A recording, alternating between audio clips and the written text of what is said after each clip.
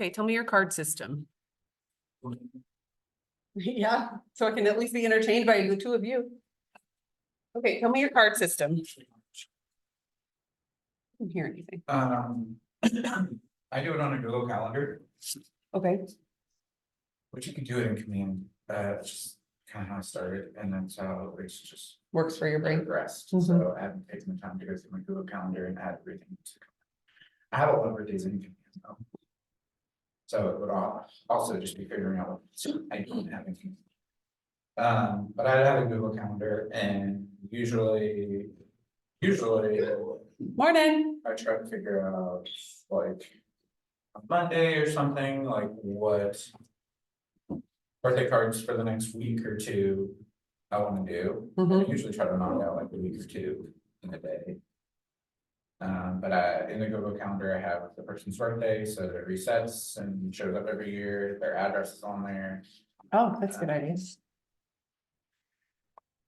And I have a little marker on my calendar that just says start here, and I just move it. So that I know like which ones I've done, otherwise I'll send somebody 2 or 3 birthday notes. Yeah, So I move it as I write the cards. so how many cards do you think you send a year? It's a good question.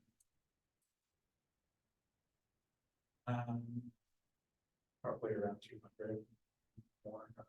That's impressive. I have to go back to Mark. Hey, what's up?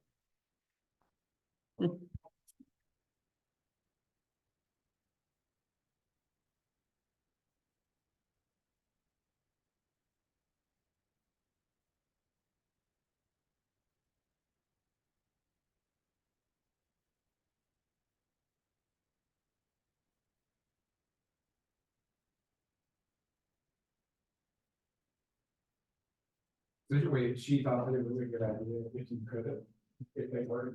Hello. How you doing? Happy Valentine's Day. Me too. Not much of a Valentine's Day girl. But my husband got me cute earrings. Sweet. Are they cute? I'll figure something out pineapples. before I go home today to take. Yeah, I haven't done anything yet. I'm just not, I would rather you be nice to me all year than one day that Hallmark says you have to be nice. You're always. That's what yeah. No. Morning, everyone. Oh, good morning. I didn't realize we were unmuted. Sorry. No, you're good. I How was is waiting everyone? More people to come on in here. Happy think- Valentine's to everyone. Happy Valentine's Day. Thank you. Thank you. What are you talking about and sharing our thoughts is. Well, that's okay. That's Met a okay. not You're in Valentine's good girl. you're in good company. Yeah, I think you should be nice to your significant other or whomever all year and not just on one day. Oh, absolutely. But my husband did give me cute pineapple earrings. So Oh, adorable.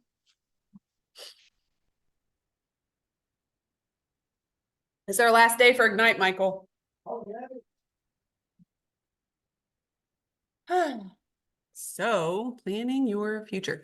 Also, just to get y'all thinking, I know Sydney is not here yet, but Mohammed, as you are progressing through your career, I know we've talked about tags about a zillion times in here, but it's really good to know where your business is coming from so that every quarter or every, once a year, twice a year, however many times a year, you can go back and look at your business.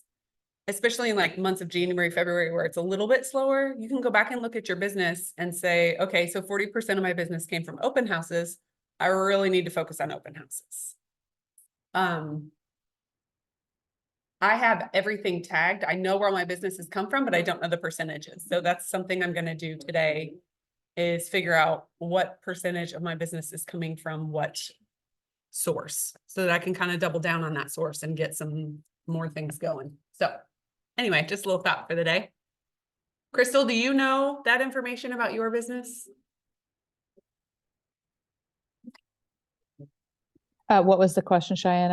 I'm in multiple offers on a property and I'm trying to respond to folks. Sorry about that.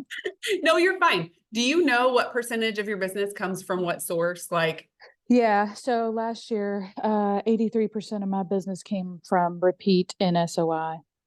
Everything else was just internet leads, lead sources I pay for, I handed to the team.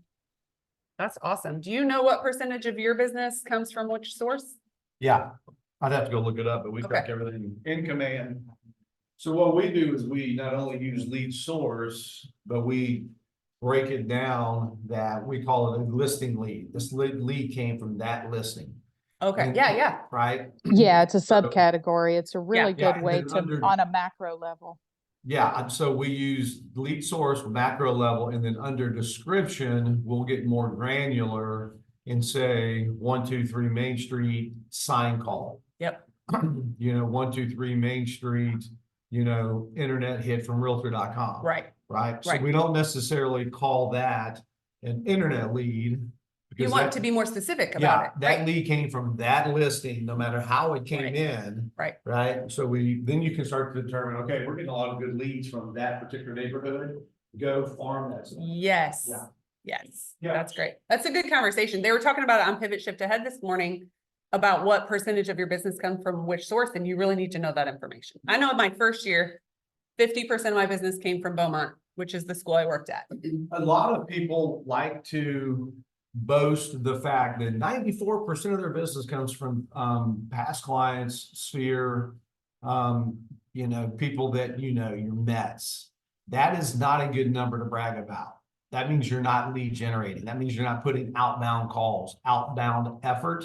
Yeah. That number should be more like 50%. So in essence, it can still represent 94%, as far as transactions. Right. Let's just say that number for easy math is 50. Still have it be 50, but then make it only 50% of your total sales, meaning you need to go get 50% more business that you're missing out on. Yes. Because you're just sitting there letting stuff come in Yeah. versus being proactive and going and getting it. Right. That becomes. Yeah, and that's for the cherry on us, top.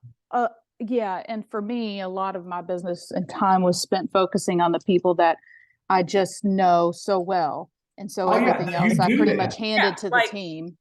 Philip Yeah, and I were just talking about his card system. He writes birthday cards. He said he probably writes 200 cards a year. yeah, no, you absolutely do that. Don't mishear me that you go work the heck out of your sphere and your database. Yeah. But you've also got to keep adding to that sphere and database because your database will dwindle over time if that's all you're focused on, because people will die. People will move away, and as we've learned, people will get a real estate license, or Yeah. somebody closer to them, family member, best friend, whatever, gets a license, and they're no longer your client. Yep. So you cannot just survive only on people that you know. You got to go get both. Okay, love it. Want another question answered? Thank you. Okay, so let's talk about planning your future. I'm gonna put my phone on ringer, turn it down. Oh, it is down. Great.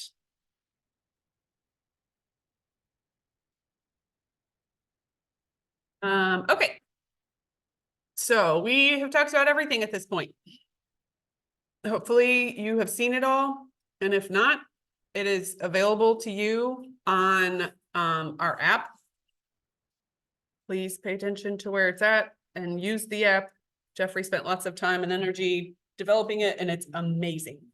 It is on the on-demand training library, and I think the other day he was still working on a couple of the last few, but he has pretty much all of them uploaded.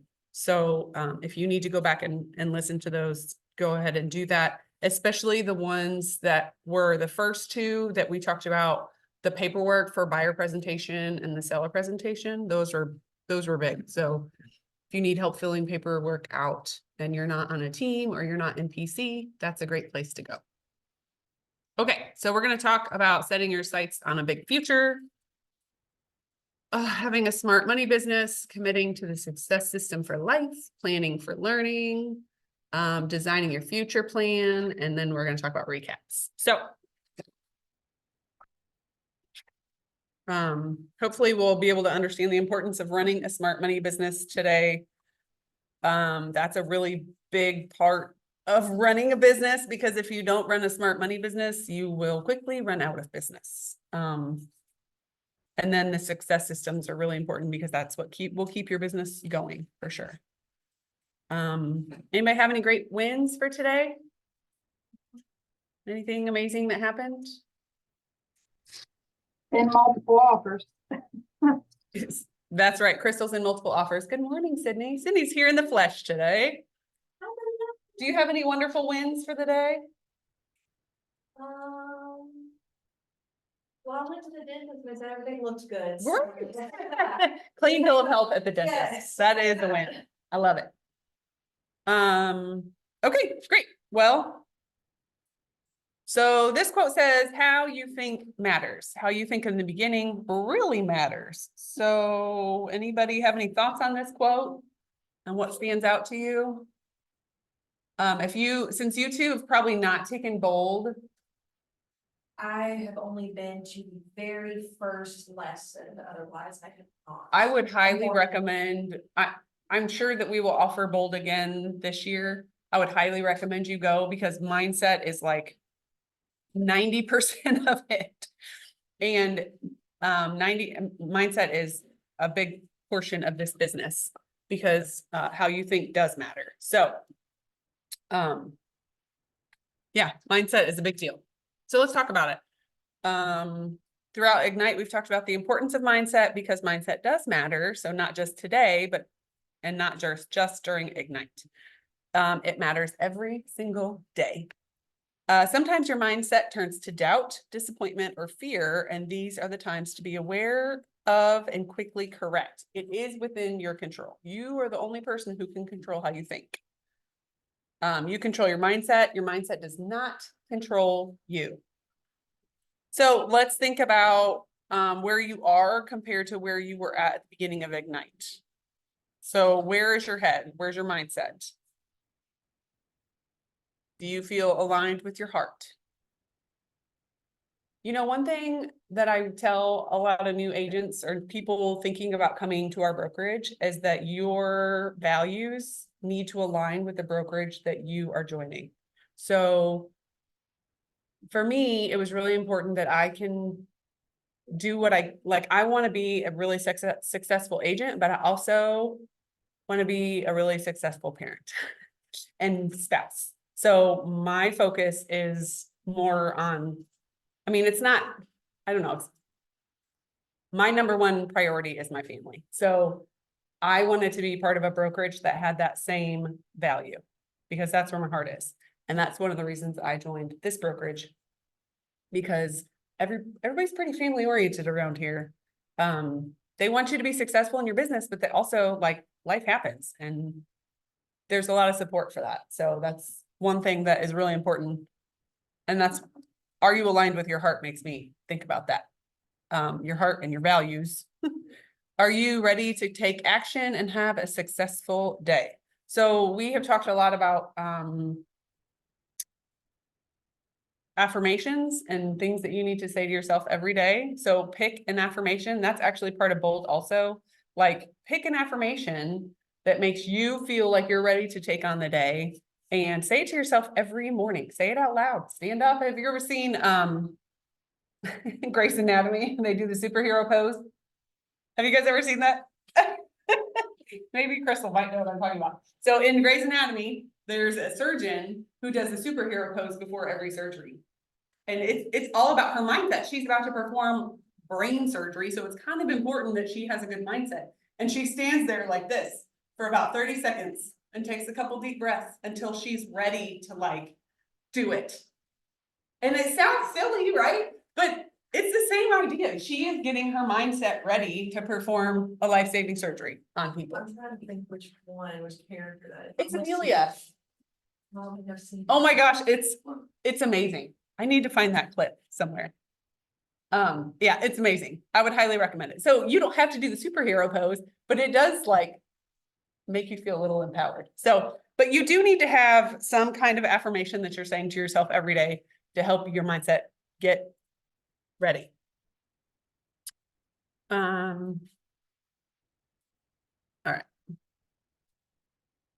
All right, so we've talked a lot about our belief system. We're going to talk about it again. It's the Y4C2Ts.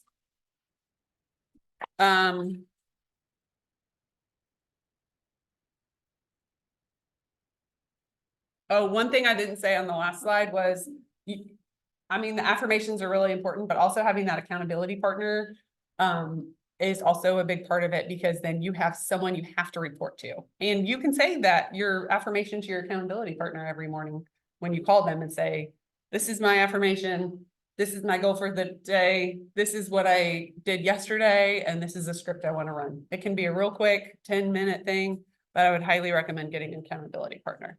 Keep you on track. So along with the 6 personal perspectives, we have this belief system to help keep your mindset strong and positive. The W is win-win or no deal. That's really, yeah, really, I mean, they're all really important. I is the integrity, always doing the right thing. One of the schools I used to work at, this was one, we had lifelines, and it was just to teach kids like what these kinds of things meant, the word integrity. What it means is a little kid is doing the right thing when nobody's looking. And that's always stuck with me, because it's true. You can have, I mean, you can do the right thing when everybody's looking, but are you doing the right thing when you're by yourself? So when nobody can see you. The first C is customers. Customers always come first. The next one is commitment in all things. Communication, seek first to understand. So listening before you're talking is always good. That can help you in all of your relationships, not just your client relationships. Diane, may I make a comment there about the customers coming first? Yeah.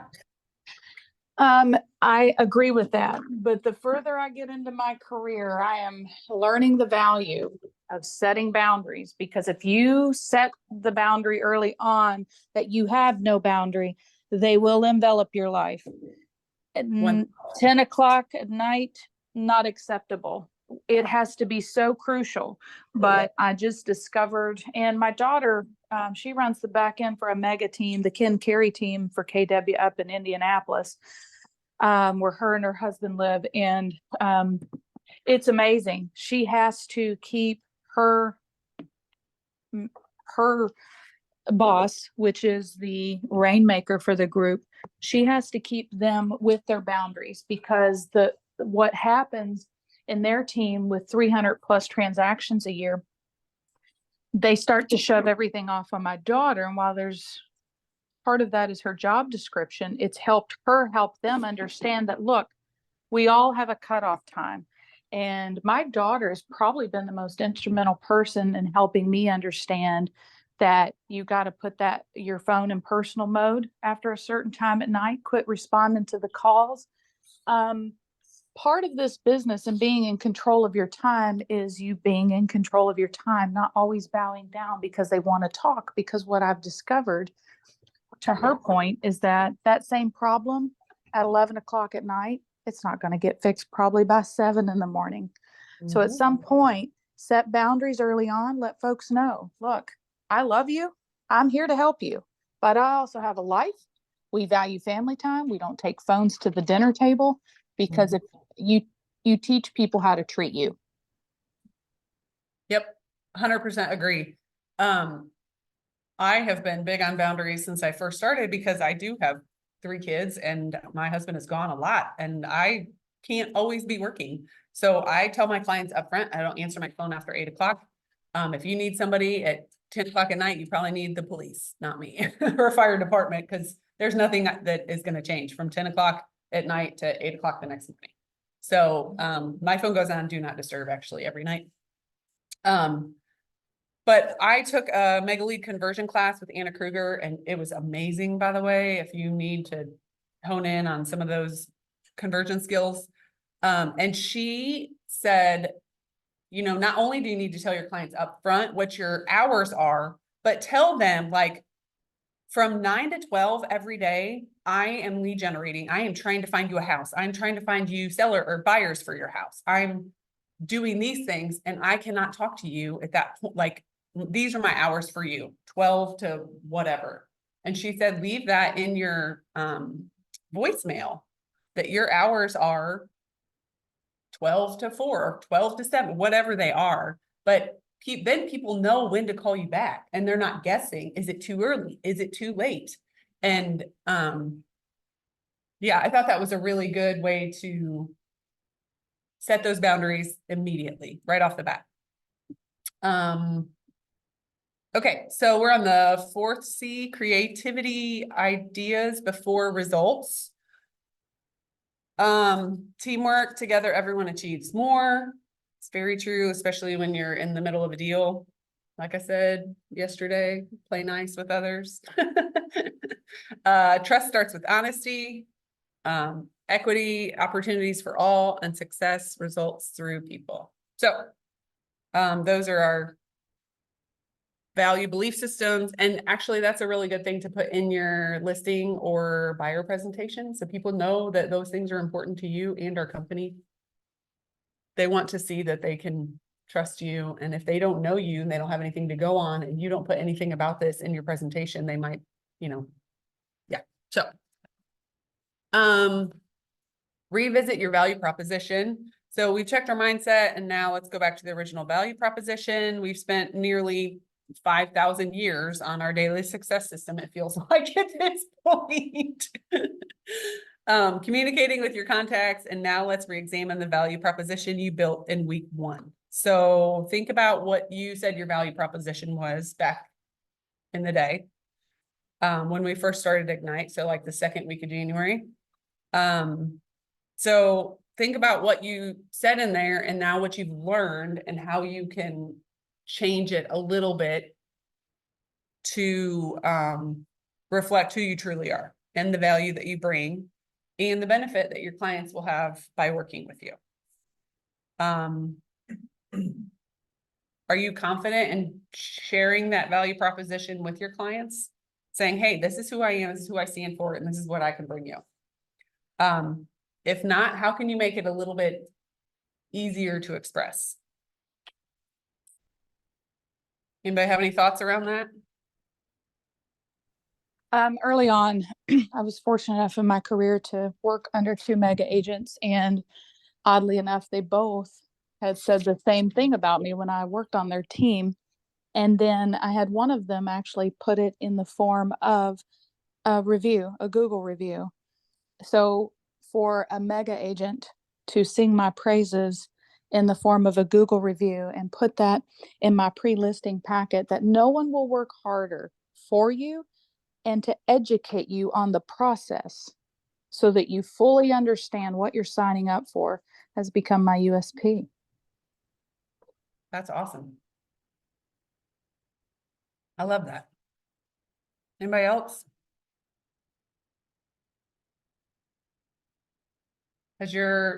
Since you and Muhammad are new, has yours kind of changed a little bit over the last few weeks that now that you've learned a little bit more through Ignite and you're gaining a little bit of experience, has that changed for you? Are you still kind of developing that? I feel like I'm still trying to find my identity as an agent. Yeah. I feel like I'm still so new and I know a lot, I've learned a lot, but I'm not gonna sit here and say that there's not more development that I need. Oh, sure. Yeah. Yeah, I mean, it's never, that's why we're doing Ignite. That's why, Right, so it's difficult for me to stand up and confidently say, yes, I know exactly to a T. I mean, I know my personal values. Do I know exactly to a T where they land in business? No, because I'm still learning, and that doesn't even make sense as I'm saying it out loud, but I could say that if I were sitting down with a client, I could easily tell them my values and here is everything that I'll do for you. I'm gonna give you my very best. If I don't have an answer, I will get you the answer. But could I say that with the same confidence and repertoire as a more experienced agent? No. But I wanna get there. yeah, you will. You just have to have some unique way that you're serving your clients. Like what are you doing a little bit different than everybody else?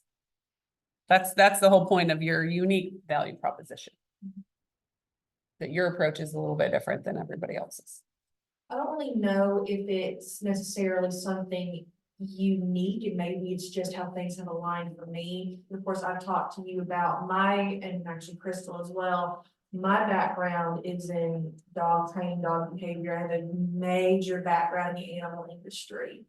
And I tend to connect with clients on that regard. Yeah. Oh, you need to find a property big enough to house 4 horses. Oh, you've got border collies and you do sports with them. Okay, yes, you need a relatively large yard. Okay, how big of a yard do you need? You need a thin yard, you need a wide yard. Yeah.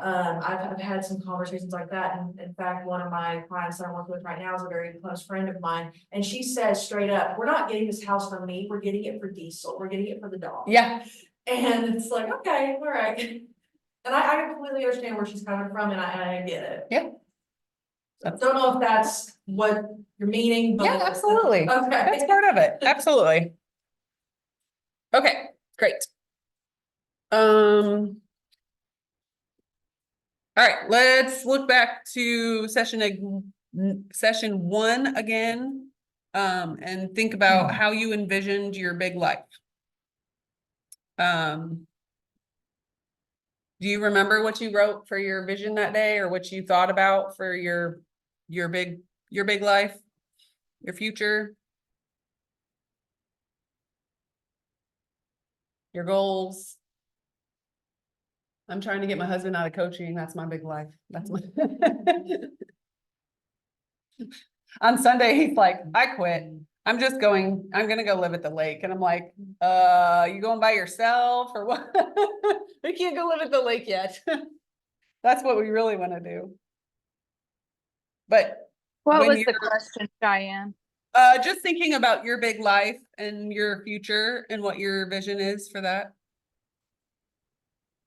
For me, I know a lot of people, part of our Keller Williams talk track is leaving a legacy behind. And that's important to me. But I want my kids, I don't want to hand them everything in life. They need to understand the value of hard work.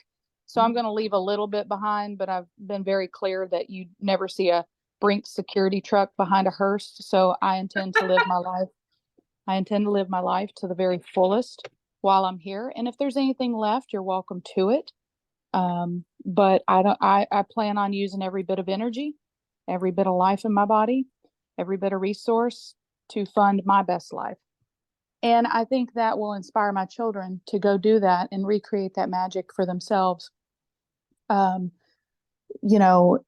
dig deep and to search, because that's what life is. It's really not the destination. It's the journey along the way and what it will make of you to become that person.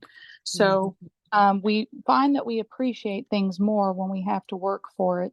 And my kids, they know where my heart stands, and they'll be pleasantly surprised when I kill over at what is left behind for them. But I'm not going to give them any illusion that I'm leaving anything behind for them, because they see mom out on social media living her best life. I'm here, I'm there.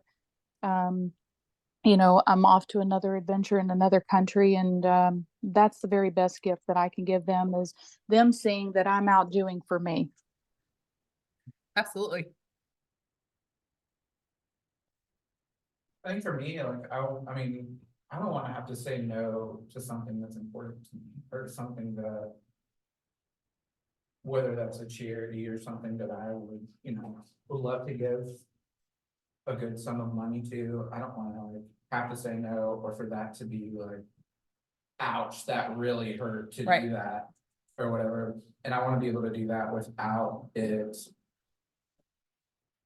Really having an effect on my family and my future. But I also want to be able to live a good full life with my family, with me giving them experiences now, but then also at the same time, I completely understand what Crystal's saying, and making sure my kids understand the value of work. Yes. It's a hard balance. And that it doesn't come easy, Yeah. and, in order to have the money to live a good life and be able to share that with the people you love and organizations that you want to support or whatever, you have to work hard. Yep. And it's worth doing. Yep. Absolutely. I And then- think that's such a good thing you're saying.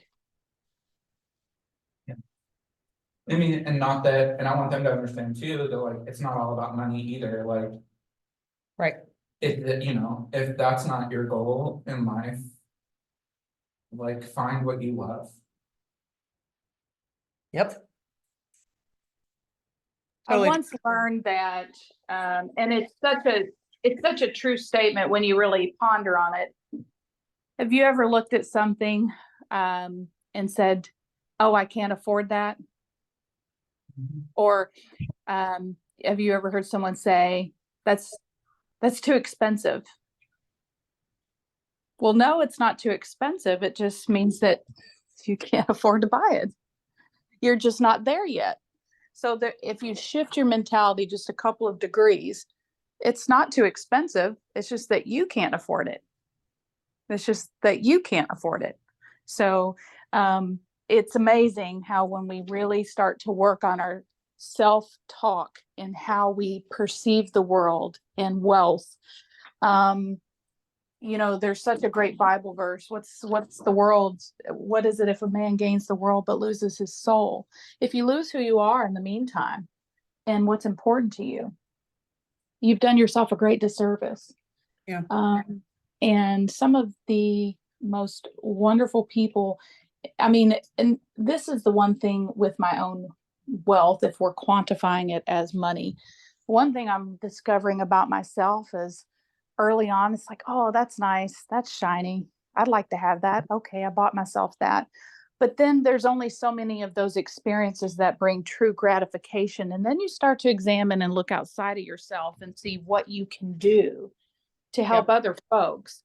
And there is nothing better than being able to put a smile on a little child's face, to be able to give to people who are less fortunate, those who God has directly put in our path to be a blessing to them through our own wealth. And just working on your mindset and our belief around money, knowing that it is strictly a tool. It is a tool to improve the life of those around us that God has entrusted in our care is one of the most amazing things in the world. Yep. Agreed. The only thing I would add to that is like, just don't let money control you. Yeah. I think there's so many people in real estate as well that like they get a taste for it and they start making a little bit of money.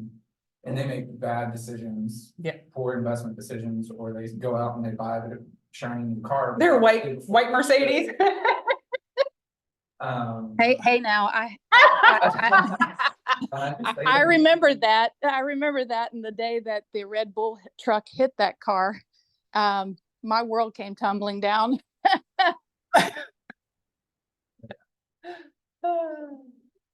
Be smart. Yeah. Don't Well- let it control you. Don't get a bunch of debt and let it control you.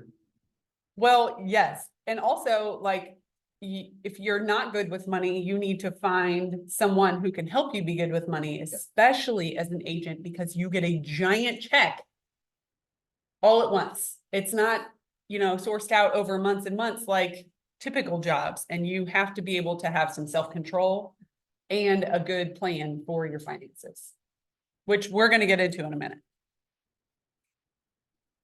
So, do you want to say something, Sydney? I'm just kind of thinking out loud to add on to what Philip and Crystal said. Of course, you two, I know you both said you have children.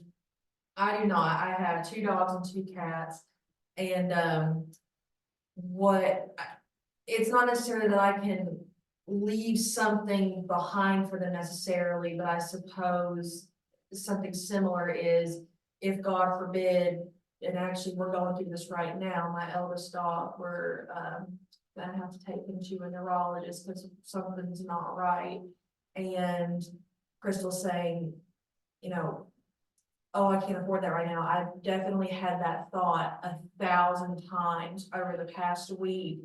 But then it's also been like, well, you can't afford it today, but maybe get a sale, you'll be able to afford it tomorrow. Yeah. We're gonna get it to the neurologist. I don't know how, but we're gonna take care of it. It's gonna be fine.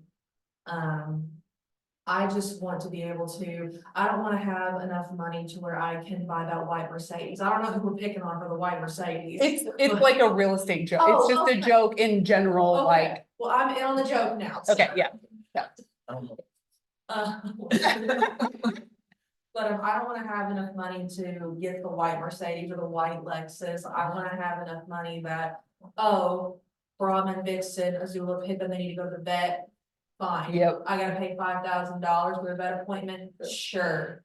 No problem. That's me and that's how I've always Yeah. been. I don't need it big and shiny, but I mean, it helps to have the money there. Yeah. Do we? I have a white Expedition, I'm just saying. But I have giant children, they have to have something to fit in. I do, they're giant. Shane wants the white Escalade. No, the Expedition has the most room in the third row of all the SUVs, that's why we bought it. Oh, Cause we looked at Escalades, we looked at all of them, and that one has the most room, cause. I mean, the 16-year-old 6'3", almost 6'4", and the 13-year-old is screw. 5'9". Like, yeah, anyway, okay. Good morning, how are you? Ben just joined us, you're fine. We're talking about our big why and revisiting like why we're doing this and planning for our future and all that good stuff. So, one thing all high achievers have in common is they are working for a big why. The big why is about having a purpose, a mission, or a need that in turn gives you focus. So we have been kind of talking about this anyway. So hopefully you know your big why, because that will help you when you are feeling like this is impossible and you don't want to do it. You can go back to your big why. I would have it written down somewhere in your office, in your notebook, somewhere on your phone, have it written down. And when you're feeling like frustrated and you want to quit, because you'll feel that way at some point, everybody does. May You I can make look a back. comment? I'm sorry, May I make a comment? please. Philip Wood, you're in the class, is that right? If you guys have never met Philip or done a vision board, these are all of the little things that are the smaller of the big one. And what I find, I have looked at Philip's, he's a master of putting these vision boards together. I had what I thought was a great one last October during our team's business planning, but I tweaked it around the first week of January. A couple things came off of it because I restructured my thinking and said, you know what, these things aren't going to be as important as some other things this year, and I need to shift it. So don't be afraid at any time to pull things off. Don't be afraid if you have something on from the previous year to put it on the next year. It's something to live into. If you want something strong enough, if you have a big enough why in life and little whys, okay, those will drive your business when you need to dig deep, when everything in calamity is all around. If you can look at that board, a visual, something that helps take root in your heart and give you a renewed sense of, okay, here's the reason why I'm putting up with some of this BS. That will really help you through the tough times. So it's not just something to live into, it's something that helps you dig deep during the times when things aren't so pretty. And if you haven't done a vision board, I encourage you guys to get with Philip. Amazing vision board guy, and how that should look, and some of just giving you food for thought on things that could go on there, because they're not always the material things necessarily. Yes, 1000%. Agreed. Okay. So your big why is obviously big. It should be important to you. It gets you out of bed every morning and excited to get busy. Brings you energy and focus. It's the ultimate turbocharger. It is already present, even if you haven't thought about it, even if you don't realize what it is, it's already there. Your big why can be really big, or it can be a small big. It doesn't matter. It's whatever drives you. Your big why should incorporate all the people in your life and all the good that you can provide them. So let's think about these questions. what topics or causes are most important to you? Like Philip said, you know, he talked a little bit about, being able to donate to charities, or it doesn't even have to be monetary donation. It can be your time. Like, I am the president of my son's track booster club because I want them to have a great track team and have money to buy equipment and meals and all the things. Like, that's something that's important to me. And that's part of my big why, is that I can be involved in stuff like that. So it doesn't have to be monetary necessarily. It can be donating your time or whatever. What gives you energy and fuels your personality? What is something you would do even if you were not paid? And what do you envision for yourself and your future? So if you guys want to think about that for a second, if anybody wants to respond. What fuels you? What gives you energy? What's something you would do even if you were not paid? I'll tell you something that I think is super interesting. Yeah. I come to Florida often by choice and sometimes not by choice, just circumstances. But when I come down here, it's a wonderful feeling knowing, it used to be a good feeling knowing that I could afford certain things in stores. Now, because of maturity, my focus has shifted, not because I can't afford it, but knowing I can afford it and I have the restraint to not buy it. Yeah. I mean, I can't tell you how many times in the last year I've sat in my car and after passing something up, not because I couldn't, but because I exercised restraint and said, you know what, I just did that. To me, in and of itself, is a victory, knowing I can and I wanted to. But you know what? I don't have to. And what a beautiful thing. And to bounce off of um, your message about um, finding those around you, surrounding yourself with people with in terms of that can look after the interest of your money. When you guys hit the big time, and you can quantify that how you want, whatever dollar figure or transaction count or volume that means to you. When you hit a certain point, I would encourage you guys to get you a good CPA. I've been through a few bad ones, so I can appreciate the one that I have that text or calls me once a month in between quarterlies before my prepayments, that calls me and sends me cards and is looking after my money. I mean, when you have one that when your payroll hits and you're paying yourself in November and they ask you what that final check looks like and you call your CPA and they're like, well, how much did you make? Well, you need to write yourself a check for this massive amount as a bonus, because otherwise you're going to run into some issues. Being able to be surrounded by people who will take care of your money, just like a dentist takes care of your teeth. You need to make sure that you have people who are holding you accountable. What I really love about the CPA, not only does she just keep in touch regularly because she's holding my money and helping me manage it, so that I pay very little into Uncle Sam, and she understands the tax code loopholes. She's amazing. But what I love about her is she's very motherly.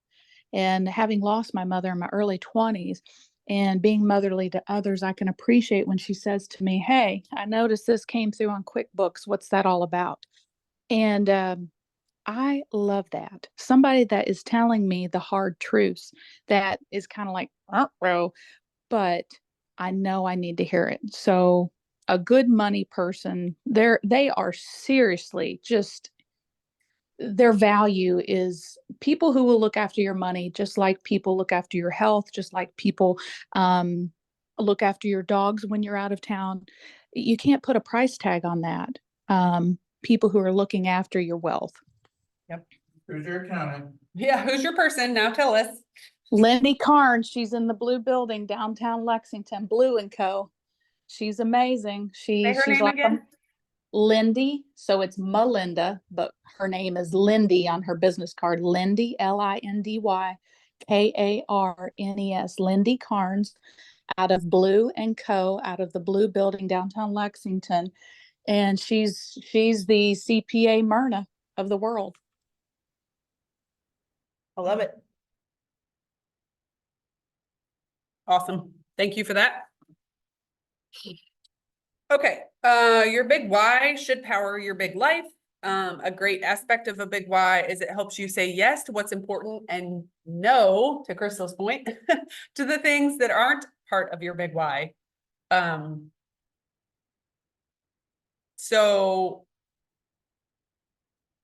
one big why for me is not only to get my husband out of coaching, but we want to have a lake house. We want to have somewhere that our kids can come back home to, and everybody in my family, especially my husband, is different at the lake.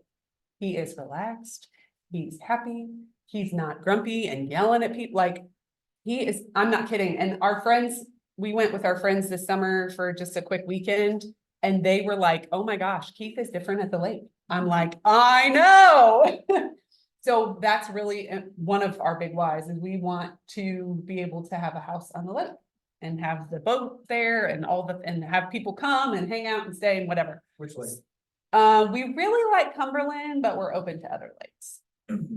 We would have to be way back on a branch in Cumberland, because the main lake is bonkers and you'll die if you go there on the weekends. Would you like to build a house on a vacant lot? So actually, yes, what we want to do is build a big house for us Uh-huh. and then build some smaller cabins a little bit further away from us so that we can rent the cabins out, but we can have the big house. Are the lots beside each other? Yeah, they're side by side, they're about, By both lots? There we go. How big are the lots? one is 0.44 and the other one is 0.46, but it's in Yeah, a subdivision with HOA. Yeah, no HOAs. I'm good with that. Yeah, well, we almost had a deal. We almost had it. But do you guys see how you come to life and how colorful the conversation becomes when you start talking about your dreams? Yep. That is what will propel you right there. And I would encourage each of you to sit down with your significant other on a regular basis and talk about your dreams and your goals, Yes. because that is something to live into. It's one thing to have the vision board, but when you take it a step further and you're talking about it constantly, like I It's don't so know fun. I don't know how to not talk or unthink about all the things that are going to make my life's experience so wonderful. And I encourage you guys do the same. Don't ever let anybody make you feel like you are unworthy and that you don't deserve anything that is good that comes to you as a result of your hard efforts working on behalf of your clients. You earned every penny of that closing and then some. And sometimes I feel like, and perhaps you veteran agents will attest to this, have you ever gotten a lead or just a straightforward deal and it's like a nugget out of heaven and you're like, ooh, where did that little birdie drop from? Thank Yep. you, Lord. So God has his way of blessing us in spite of all the hard times that we have in real estate. We get that nugget and it just keeps you going. But don't let anybody squash your dreams. They can't take them from you unless you allow them. Don't give anyone your joy. Don't let anybody steal your joy. That's right. Absolutely. You keep on shining and being little Mr. or Mrs. Sunshine. I have a hard time with this personally, just if I'm like completely honest, like. Me and Andrea decided that we kind of had, I don't know if you can call it a dream, but, we love Disney World. And we wanted that experience like for our family, and we went in October, and so our 6-year-old has already been twice. But it's just something that like we enjoy and we love it, kind of like the lake for y'all. Yep. And every time that we go, we look at like what's called DVC, which is Disney Vacation Club, and it's not cheap to join, but it's kind of like, this is like a bad word to a lot of people, but it's kind of like a timeshare. Yeah. And we wrestled back and forth with whether it was something we wanted to do, whether it was a smart decision or not, and we came back to the fact that it was something that we just kept going back to, and it was something that we both really wanted to do, and it's one of the only timeshares that if you want to call it a timeshare, that you can actually sell in the future and probably actually break even or make money on, Wow. or you can rent it to other people and make money. So if we ever got to the point where we didn't want it or whatever, there are ways that, you know, we could get out of it or possibly make a little bit of money or whatever. But it was a big financial decision for us, and it was something that we were like, we don't wanna finance this. Yeah. Either, because that makes it not worth it. Right. So. We decided to do it, and we were able to pay cash for that. That's awesome. And so, but that was like a big thing for us, but it's also like, since we decided to do it, it's been really tough because there's almost like a little bit of like embarrassment in the background or something, like we don't wanna like share it with Why? It's such other a people or thing. something, just because a lot of people have a negative connotation when it comes to like timeshares and that kind of thing, and it's just like, I don't know, it's like we could have spent that money on something else, and it's almost like, are we being selfish? What's important to you? That's exactly what And that's Crystal was talking that's what I'm about. saying. And Yep. you know what, Philip? We Yeah. have 3 of them. I love them. We use them to the max. I've been able to gift them to other people who are a little less fortunate to us. We're able to break them up, trade them out for other places. We have 2 that are right next to Disney, and 1 is in Gatlinburg. I wouldn't trade them for anything, and they, you know, are deeded property the way our timeshares are written. And it's been nice to be able to go to bigger units and trade them out and take people with us one time. Well, not one time, a few times, 3 or 4 times over the last 16 years, Wayne and I, since we've been together, we've been able to take, you know, 13, 14 people with us, and they wouldn't have had that experience without us. And to keep the group together, I don't make any apologies for it. I say it Yep. proudly that I own Yes. those. And they're bought and paid for. We own them free and clear. And it's something I'll be able to leave to my children. And just as much as like, you know, Cheyenne talks about her lake memories and stuff. We've been able to take our kids out on our boat we keep down at Laurel and stuff. But this is just another extension of a memory we've created with our family and friends. And it's a wonderful thing. Yep. Yeah. And who cares what other people think about it? I know. Like, it's important to you and Well, your that's what it- family, That's what it like, came down to, and I don't know, we've had thoughts too, like, well, is this a smart decision? We just did it. So it was like, should we have like, should we bought another investment property or invested that money? you are investing it. You're Well, investing in your we're- family. Yes. And So that that's is what- more that's important than what anything. it came down to. That's We were amazing. like, if we're gonna do this, right now is the time to do it, because our Yeah. kids are young, Yep. and this is the time when like. We'll be able to like. Yeah. Actually use it. Yes. Versus waiting. Right. That's amazing. Super happy for you. Yeah, we're excited. And you've worked really hard for how many years have you been in real estate? I mean, and you've been working every time I see you, you're working your tail off, so. You deserve to be able to do stuff like that. Don't let anybody steal your joy.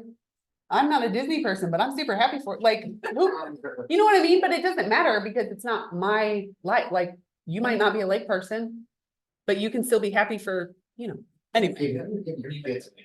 Yes, 1000%. Well, you'll be able to like, hopefully take a friend or two with them when they get older. Yes, that's so awesome.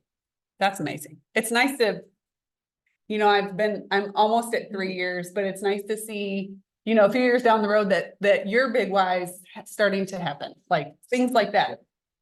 It's starting to happen. So that's amazing. Yay. That's the aha. That's amazing. Work hard. Things happen. What's important to you? Yes. Okay. So we've already talked about this a little bit, but, who loves accounting and keeping business books in order? Who loves saving for and paying taxes? No one. Actually, it's not true. So when I first started, immediately I opened a second account, like I had a business account and I had the savings account. And every paycheck, I take a percentage immediately and put it in the savings account and do not touch it. And I will say, without a doubt, that is so incredibly important to do from the very start. Don't be like, oh, well, I haven't been paid in several months and I really need this money. And you're going to get yourself in so much trouble come tax time if you do not save your money. So please, for the love of everything, save money for taxes. I am a little bit weird. I'm not a numbers person, but I love balancing my checkbook and I love paying bills because then I know where I'm at. You know what I mean? Like once a week. I still balance a checkbook because I'm old as dirt, but I know where we're at and I can tell my husband and then we can talk about those dream conversations. But I love doing it because I know I can see where everything's at and I can tell him and then he's not like, I never know where our money's at, because he says that a lot. Yes, you do. You have access to everything. Anyway, but most people don't like doing that stuff. So you get into the business because of other skills, not your bookkeeping skills. So what many people lack are the money and management skills.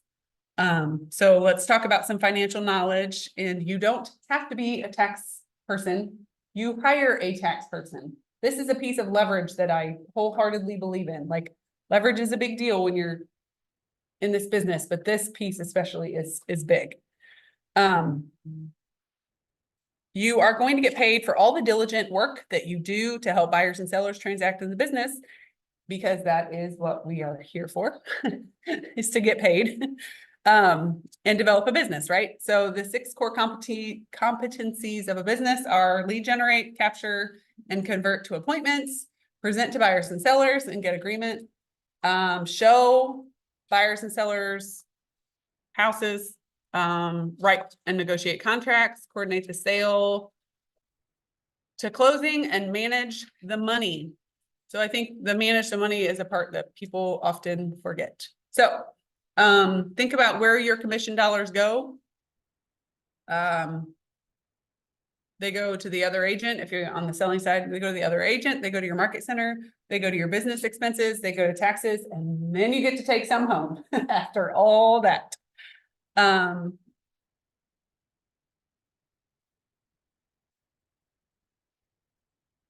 Oh, it's supposed to be like, you know, there's your take home. It's a little chunk on the end.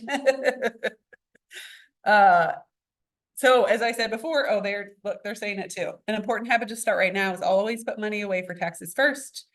I don't know if y'all are part of like real estate groups online, but I saw so many people at the end of the year in December, like, hey, what can I do for taxes? I didn't save any money.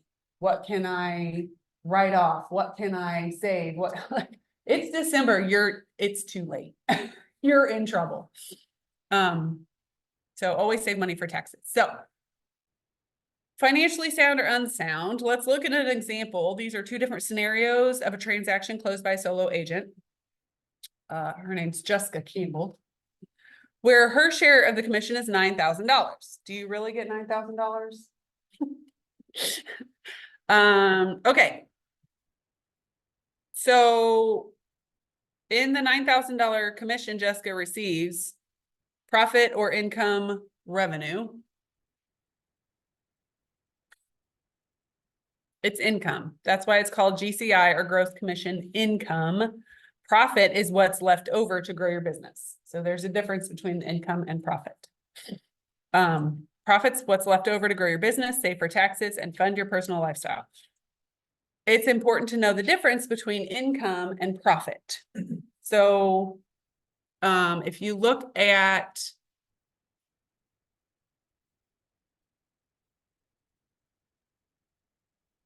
the one on the left, so she gets the commission of $9,000, but then she only gets $5,760.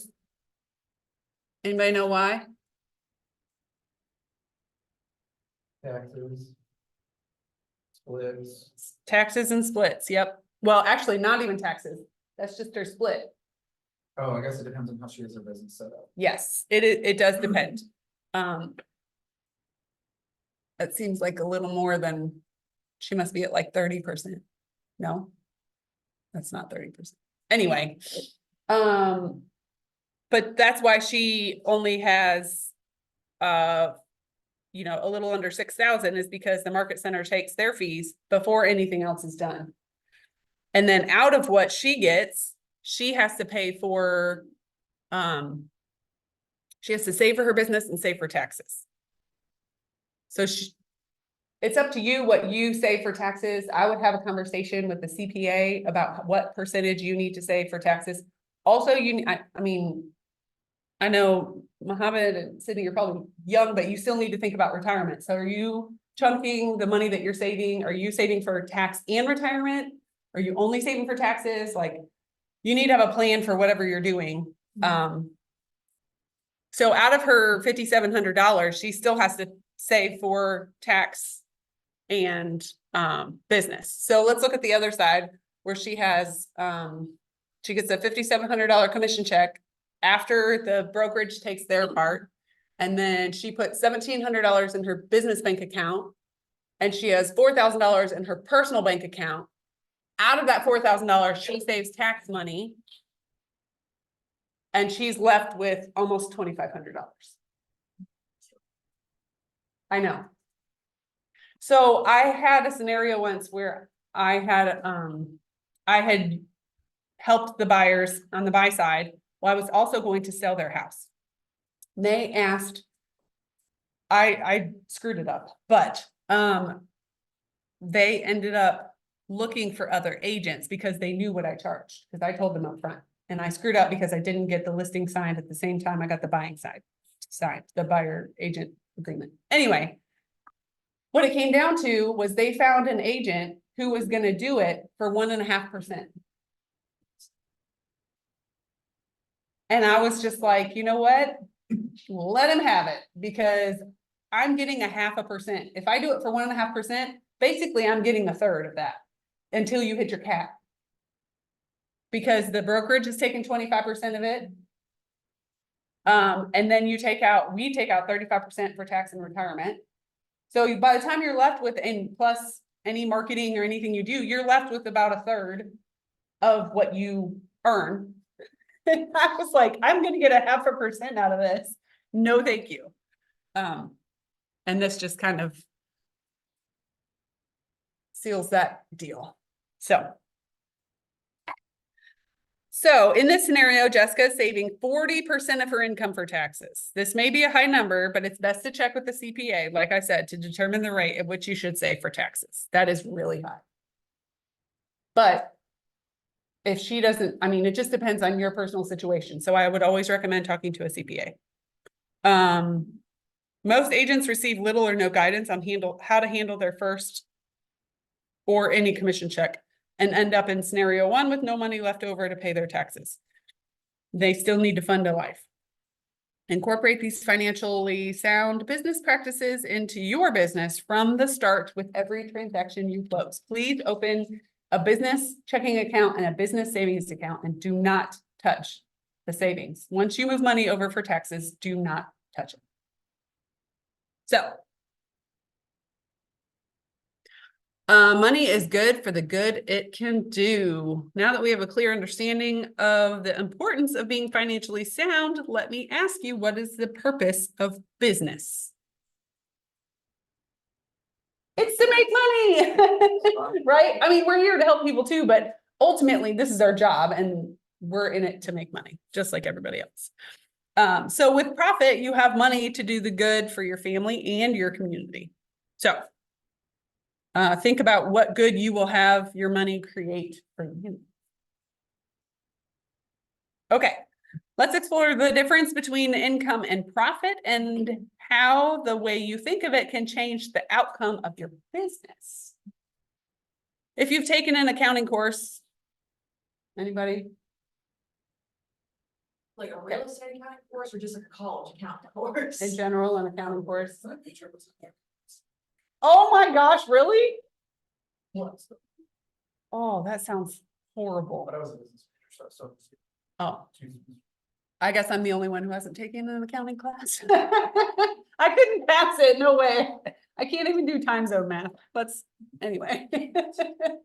Time zone math is so hard. Anyway, oh, I also learned this weekend that Super Bowl square math is hard. Super Bowl square math.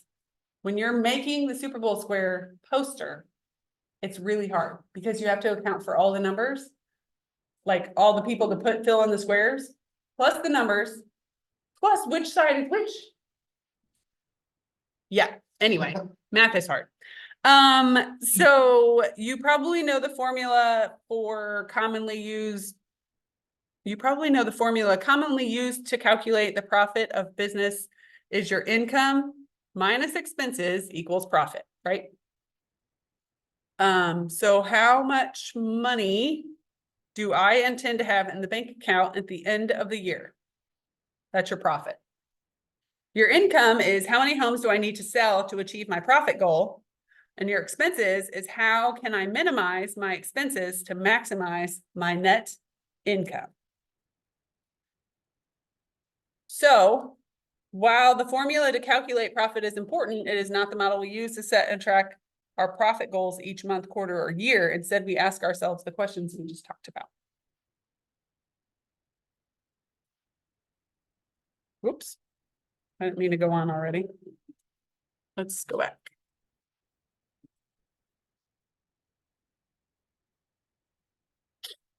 Okay. So thinking of it this way, the one on the right, keeps us focused on profit rather than income. So we're clear, where does our real estate income come from? The listing income comes from transactions with sellers. Sales income comes from transaction with buyers. Referral income comes from agents who pay you a portion of their commission due to the referral you gave them. Michael calls that mailbox money. It's the best thing. If you've never gotten a referral, it is the best thing ever. It just shows up. A check just shows up. It's amazing. If you give a referral. I got one last year and it was the best thing ever. And I keep telling my husband, I'm like, you know, people all over the country and coaches are always moving. You need to tell more people that your wife is an agent and they can find you an agent anywhere you want. Come on. Anyway, and then leasing income comes from clients who use your services to help them find property to lease. Anybody do leases? I know Crystal does. I have one right now, I don't. Yeah, so if anybody needs a rental on 5 acres, that's a large home. Let me know, it can be done as a short-term rental, a furnished short-term as well. They don't So, want to yeah. just sell it. It's right beside their property in there. Philip, will you text me that information, please? There you go. Thank you. Awesome. There are horse people that come and rent for several months at a time. Oh, I know, that's really what they're kind of trying to focus on, especially like if they do a short term. And they have a farm right beside it, so I was like, this would be perfect if y'all could board horses for these people, but they don't have any space to do that right now, but it is on 5 acres. Okay. Um, Okay, so think about how your money flows. How much do you need to, how much money you want to have at the end of the year? How many homes do you need to sell to achieve your goal? And how can you minimize your expenses to maximize your net income?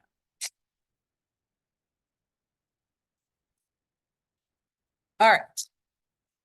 Let's talk about some expenses. There are 2 types, cost of sales and operating expenses, which I find are easily confused. Cost of sale expense only occurs when you have a transaction. Operating expenses only occur, or they occur every day in your business operation. It's important to understand that the cost of being in business with the Market Center. Costs of sales are the company dollar, royalty, and any referral fees owed to the referring partners. If you have employees involved in the transaction, these expenses will fall under cost of sale also. Oh, I'm guessing Crystal had to leave. Call me if you need any help with anything, she says. So the company dollar the agents pay is determined by each Market Center and will vary by Market Center. The royalty is capped at $3,000, which is a rate determined by Keller Williams International. So you'll also have operating expenses, and those are pretty much everything else. It's the expenses you incur to run your business, whether you're earning anything or not. And again, just to be clear, when you have no transactions, there are no cost of sales because you haven't had a transaction. However, there's always operating expenses to cover. So when you're, and this is important right now, since it's February and everybody's hopefully getting their taxes ready to send to their accountant. What you pay to the market center, royalty fees, commissions, or splits paid to the employee or independent contractor. So if you have like an assistant or a cyberbacker or whatever, that's gonna go in cost of sales, and then any referral fees. So that's cost of sale. Operating expenses are everything else. Rent, your car stuff, salaries for administrative staff, transaction coordinator, runner and buyer and listing specialties.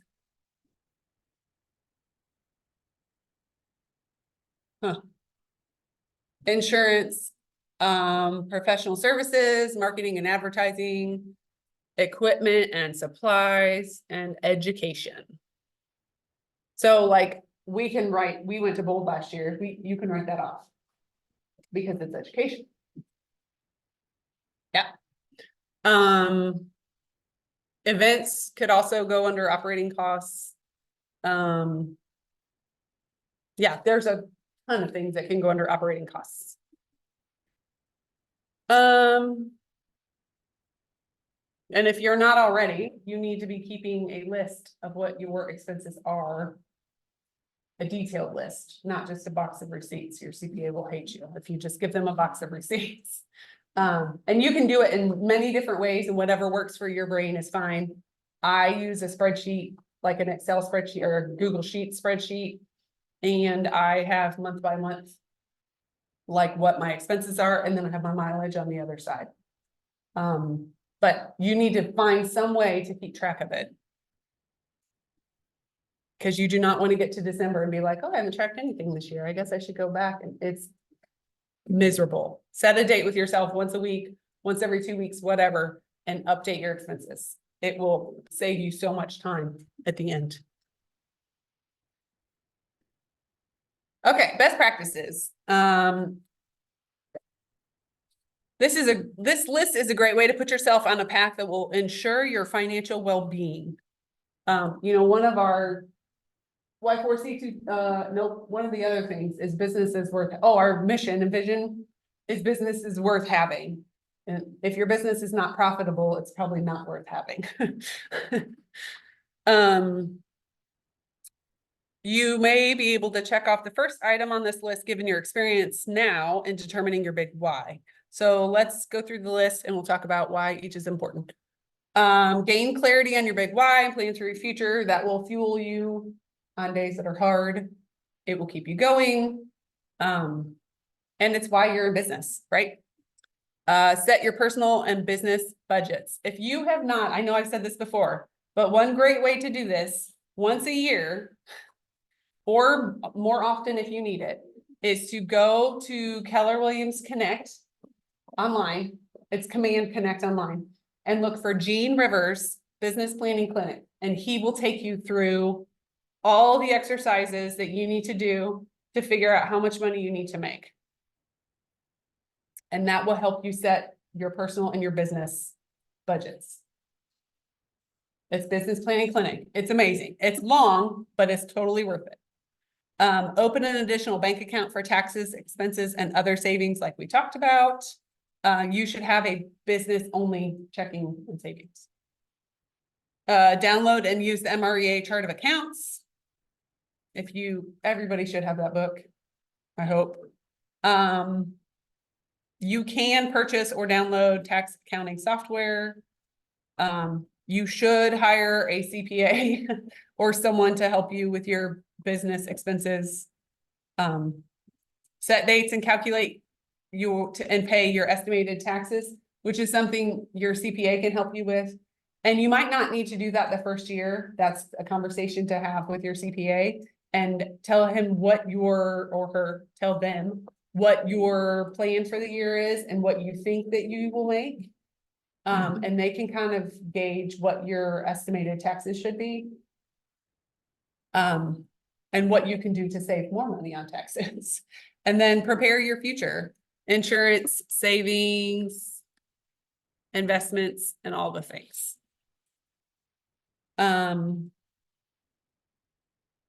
Yeah, you have anything to add to that, Philip? Are you set president's court? Not yet. Oh, There's a threshold for what you make in a year, and I thought I was gonna make it last year and didn't. a threshold in which your accountant has told you. Mhm. to- Yep. And you have until October to do it, so I waited till I got to October. And it wouldn't have made sense for me, it wouldn't have saved me any money.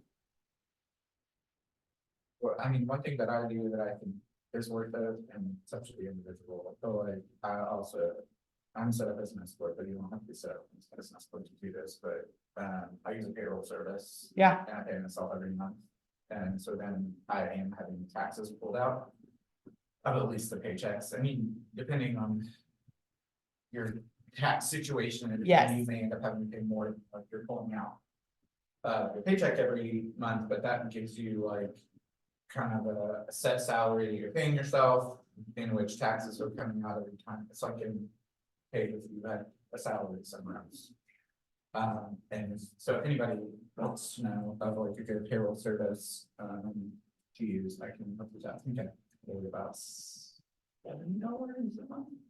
That's, For them to do that for me, and they also send me, W2. Every January. that's awesome. For what I've paid myself in. That's awesome. And that's a great way, if you're not good with money, that's a great way to have that balance of you got a big check, but your big check goes immediately into that account and you get paid from it automatically.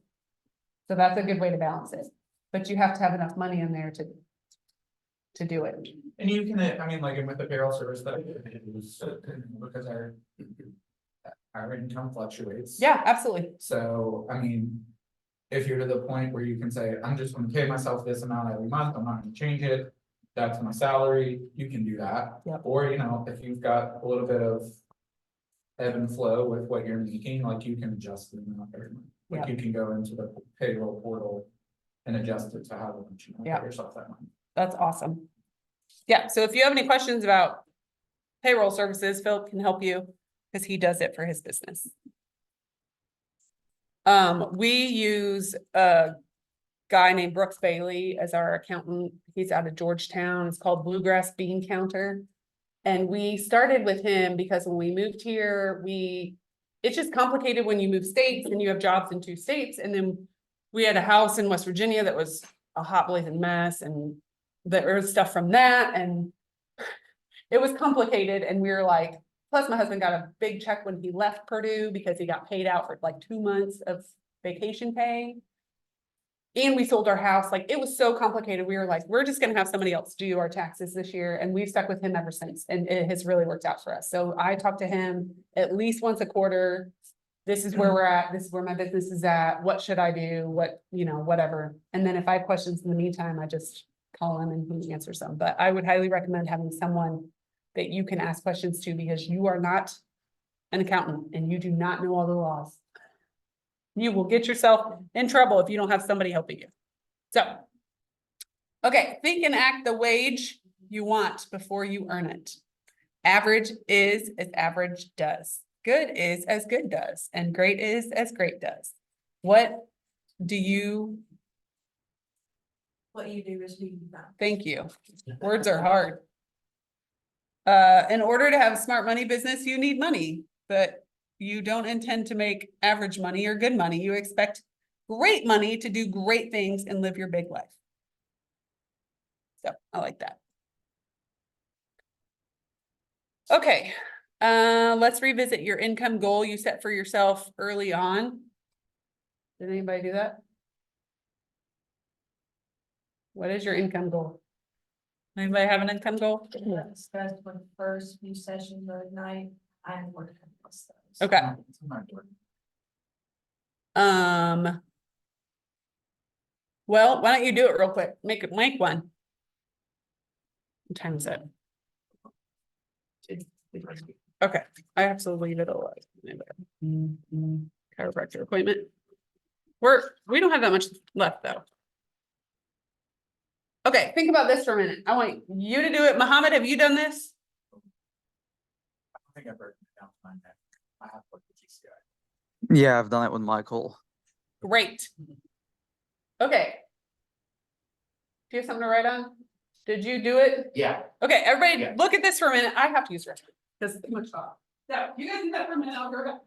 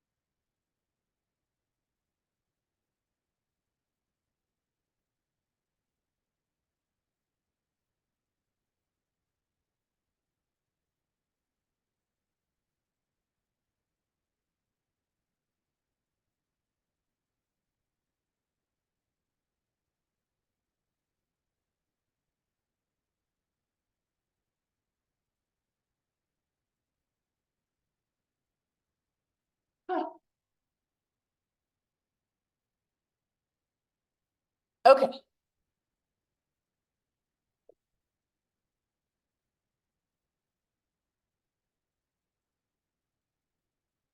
What's your, you have to know your average commission. If you don't have an average commission for this, I mean, I'd probably do like 7.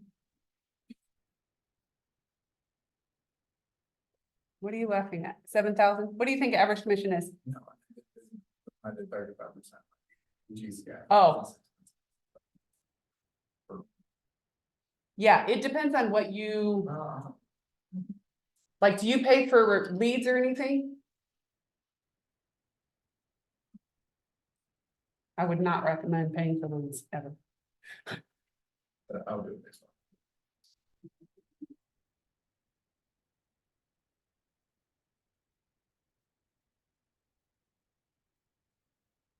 For the company dollar and royalty cap, you know what your cap is. So you could, instead of doing a percentage, you could just take that amount out. So they're up to, like, everybody signed the new one. They're up to 15 now.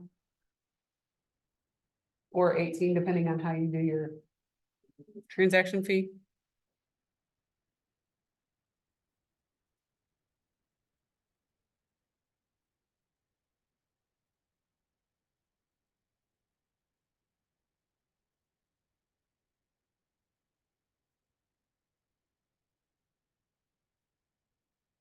I keep on my business expense spreadsheet, I keep an extra tab that's my income, and it keeps track of like, my average home sale, like what the average number is, and my average commission, because I work it all in there to help me like keep up to date with, like, okay, I have sold like 7 houses, but my income is lower than the year before because my average sale is higher. You know what I mean? Like, as you increase your business, you should increase your average commission should increase because hopefully you're selling I'm basing this off of my goal. better houses. Okay. I base it off. Income. So last year, my average sale price was 274. My average commission was 822. $8,022. Before expenses. And then I keep an after expenses average commission also.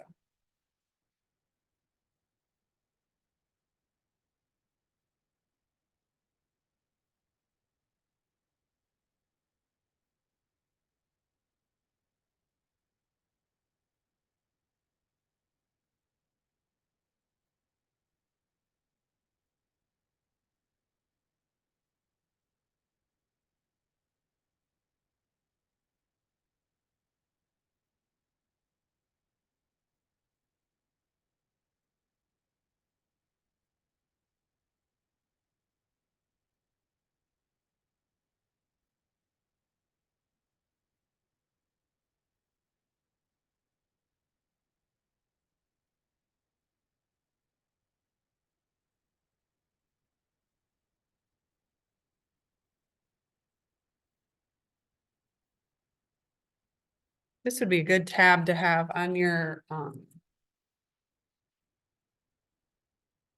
expenses spreadsheet. I just thought about that.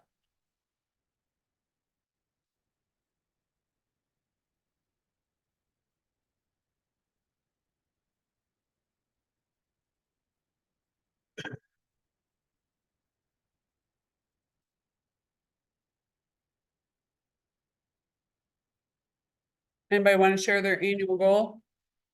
Transaction goal? Are you there yet?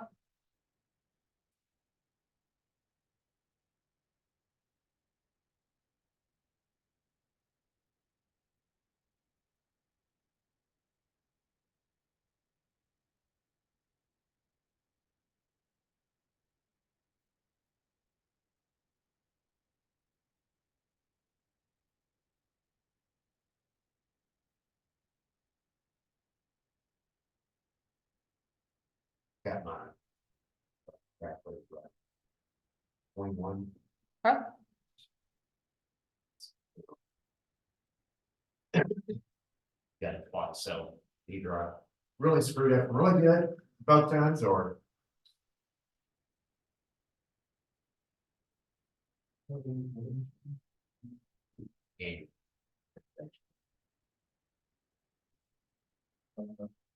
My goal is 45.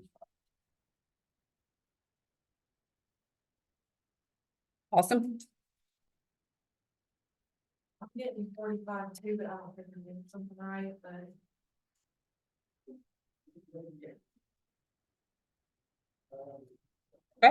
Worked it backwards. Huh? Said I worked it backwards. Yeah, that's a good way to do it. And I did too, like, one based off of what my average commission was last year. And one based off of my goal.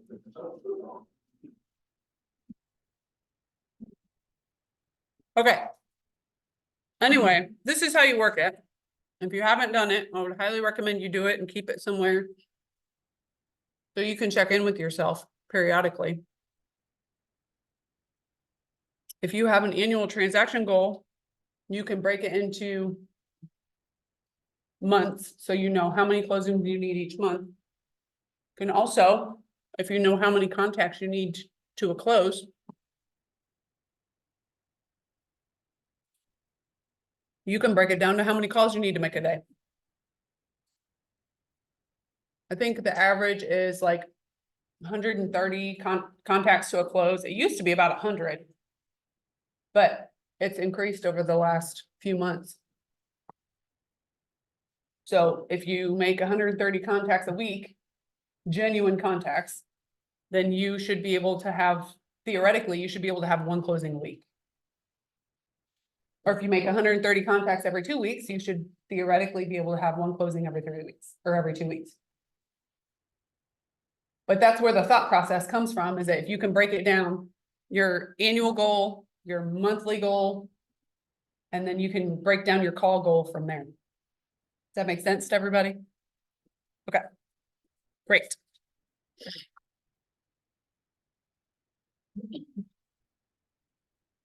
Okay, now that you have a fair understanding of your real estate finances and how to have a smart money business, let's discuss how to get paid. First, if you have never gotten a transaction all the way to close and you're not on a team, talk to somebody in the market center about how to get this done to make sure that you're doing it correctly and you actually get paid. Use Command. You have to submit your commission request in Opportunities. You have to have everything in Opportunities. So just from the very start, when you get a lead and you have an opportunity with it, put it in Command and follow the process. You have the under consultation, under the opportunity, you have the buyer rep agreement that you can submit. And then once you're under contract, you have the other forms that you can submit. If you use Command correctly, it will keep you on track. The process for submitting your commission request in Opportunity, it does require you to create an offer and accept an offer before you can submit a commission request. If you don't know how to do this, get with one of us, or go on YouTube and look at Scott Lorry Marketing, how to submit a commission request. I just did it because I'm creating a Google Classroom for PC. And I have the what to do, but I also have the video on how to do it. So make sure that you know how to do this. It is very important because you will not get paid without it. So, yeah, Scott Lorry Marketing, YouTube, or you can go to kwanswers.kw.com. If you search commission request, there's a whole bunch of videos on how to do it there too. Okay. All right.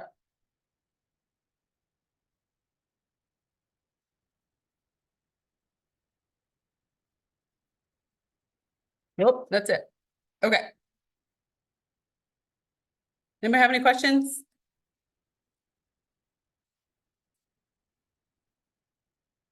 Anybody have any ways that they have, you know, altered the daily success systems to work for you? Oh, that's not it. I lied, just kidding. The daily success system is just supposed to be like what you do for lead gen every day. Everybody's might look a little bit different. This is the recommended. 10 conversations, 10 contacts added, 10 handwritten notes, and the social media of 10 comments, five direct messages, and 1 post. We changed it a little bit because they had 10 likes and nobody cares about likes. Right? Nobody cares. You don't see how many likes you have. You don't see how many likes, you know, anyway.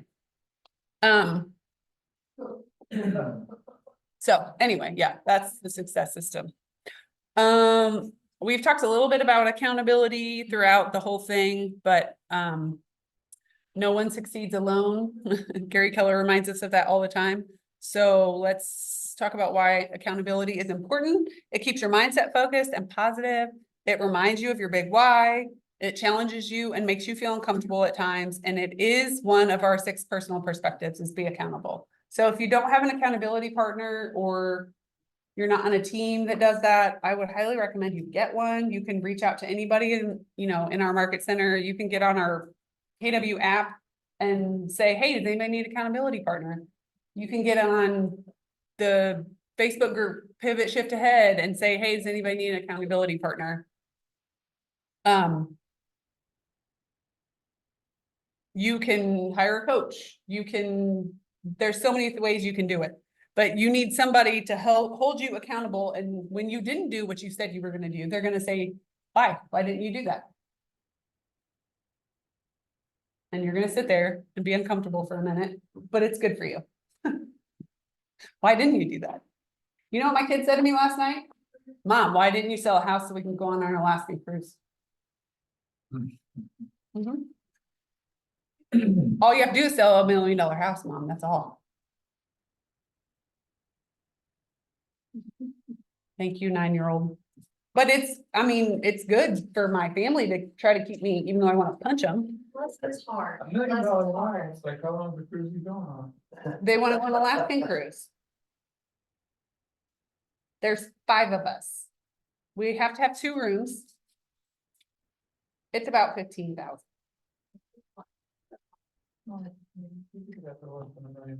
I know, but that's. And all the things my husband wants to do. So apparently there's a new show and it's all about like Alaskan cruises or cruises that go up into like the Arctic Circle. So he was watching that last night and seeing all the cool things that we could do. And yes. Make sure you buy it to that to my mom. He's the youngest. He's the baby. Yeah. I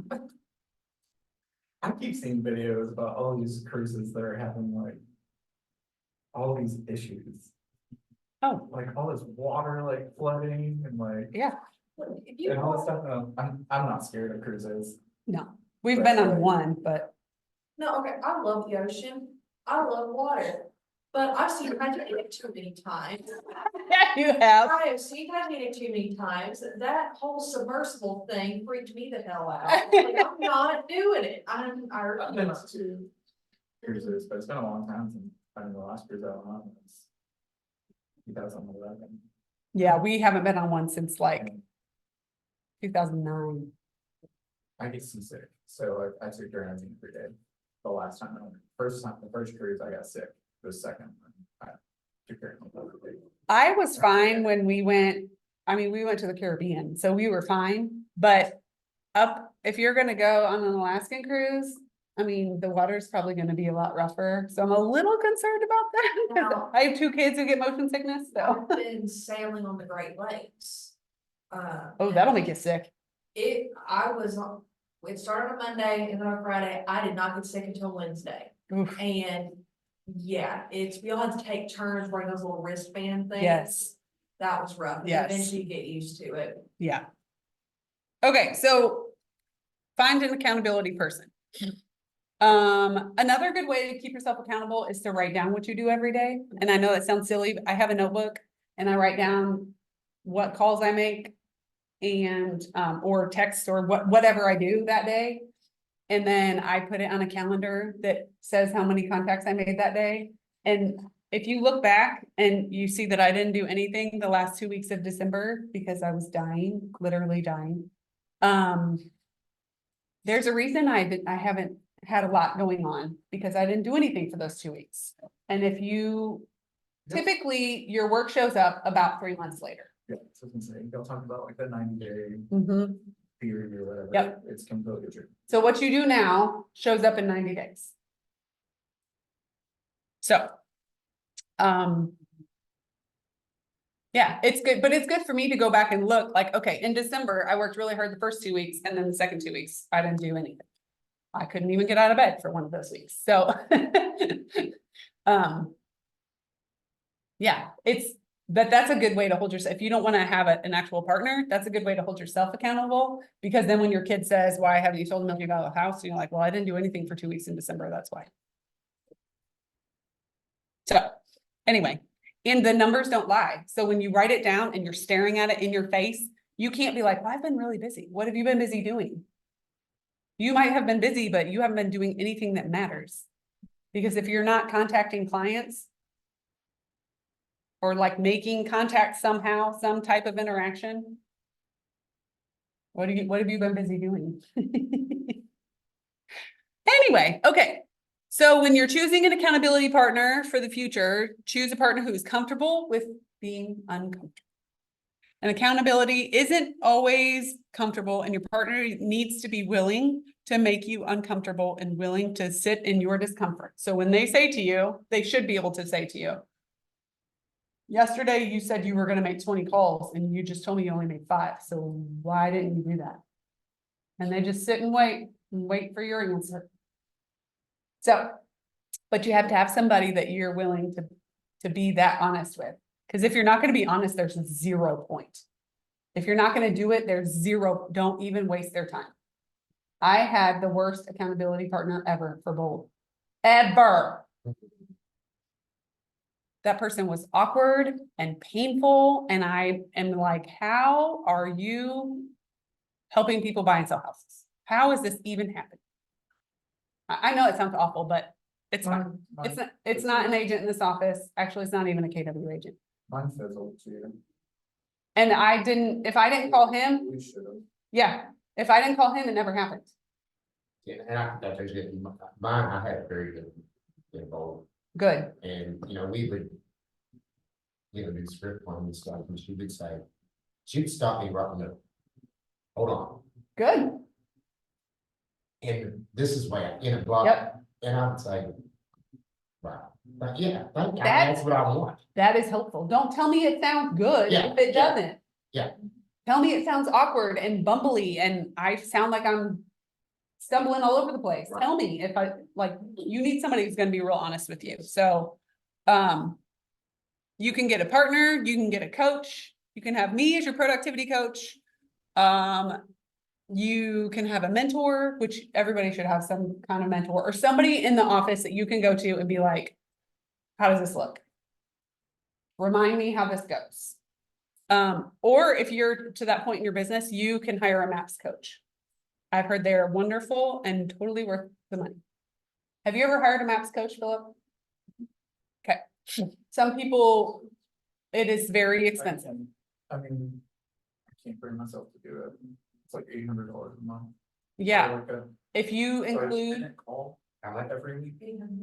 And how long? I think it's a 30-minute call every week. it's 400 a month if you do bi-weekly. And it's 1,000 a month if you do weekly, and it includes your like family reunion tickets and stuff. Family reunion and mega camp. Not mega camp, I don't know, whatever the other one is.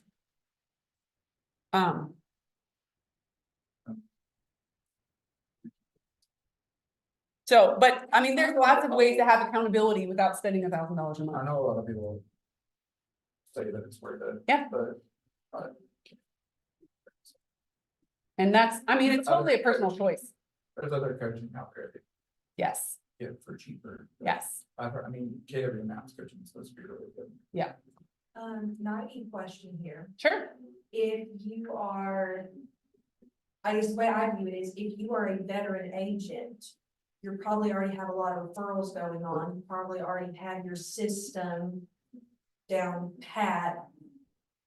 Is it really make or break if you don't have an accountability partner as a veteran agent? Is it more important for a newer agent? I think it's important at every stage because you're trying to break through a ceiling at every stage.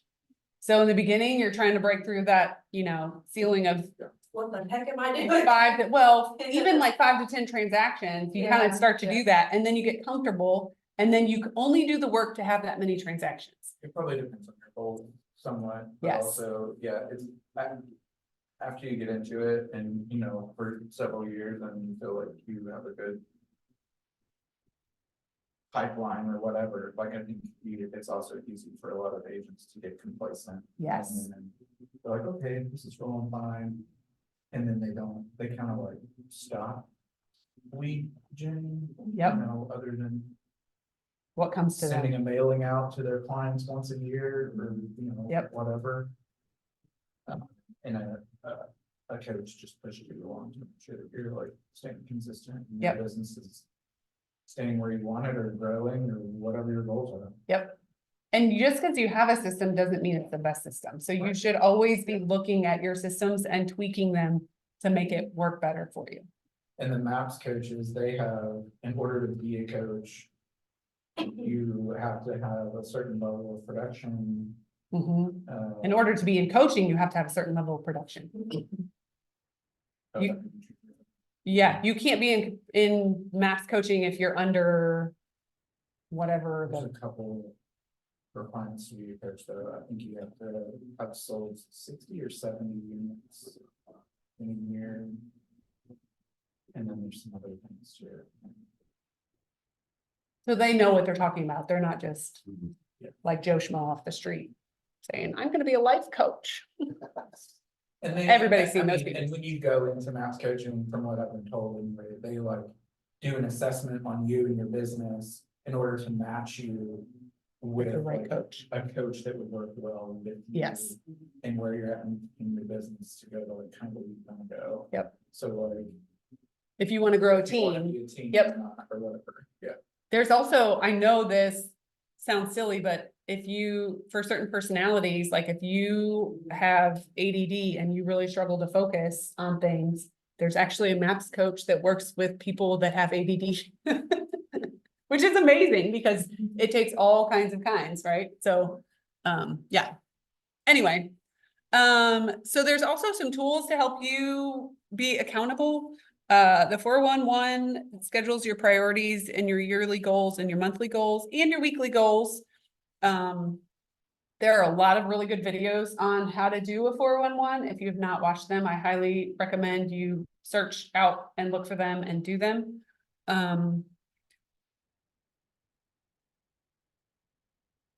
Yeah, here, got it. There's a little gnat flying around trying to get my coffee. Anyway, so the 411 is a great tool. Time blocking, there are videos out there on how to do time blocking, and it is as simple as it sounds. But the key to time blocking is you have to follow it. I am so good at making schedules. I am not always great at following them. So, I mean, if I'm being honest, right? If I have my phone go off and tell me what to do, that is helpful. Or if I write it out, like I have to do this today, that is helpful. But anyway, you have to know yourself and what works for you. But time blocking is important because you need to schedule your time working and your time off. Because you cannot work 7 days a week, 24/7. You should not do that to yourself.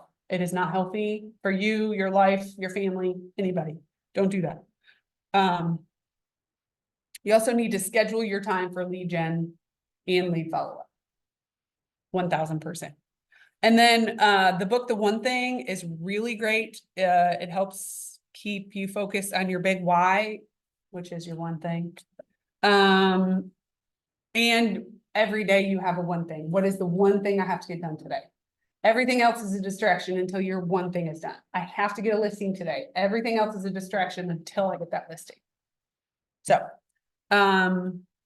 you will find best practices to protect your time and maintain your energy in the book, The One Thing.